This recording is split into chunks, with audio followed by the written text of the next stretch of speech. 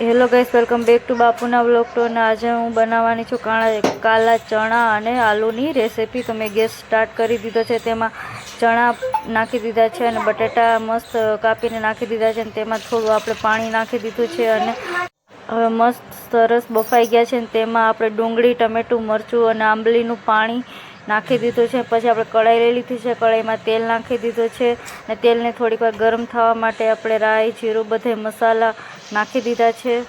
રાઈ નાખી દીધી છે, રાઈને કડકડા દીધી છે, જીરું નાખી દીધું છે અને જીરું નાખીને આપણે તેમાં મસ્ત મસાલા બધા ડુંગળી,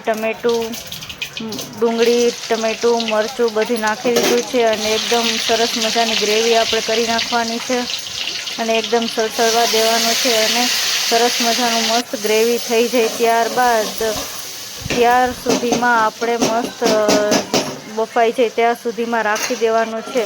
અને થોડીક વારમાં ચટણી, મીઠું, હળદર, બધા જ મસાલા, ખડા મસાલા, બધા જ સરસના મસાલા આપણે નાખી દેવાના છે. અને ત્યારબાદ તમારે ચણા અને બટેટા સરસ બફાઈ ગયા છે જુઓ, અને આપણે ચણા અને બટેટા તેમાં નાખી દેવાના છે. અને ચણા બટેટા નાખી દેતી પછી ખાટી આંબલીનું પાણી આપણે સરસ ઉપર નાખી દીધું છે અને થઈ ગયું જો મારા ચણાની રેસીપી તૈયાર. તમને બધાને કેવા લાગ્યા?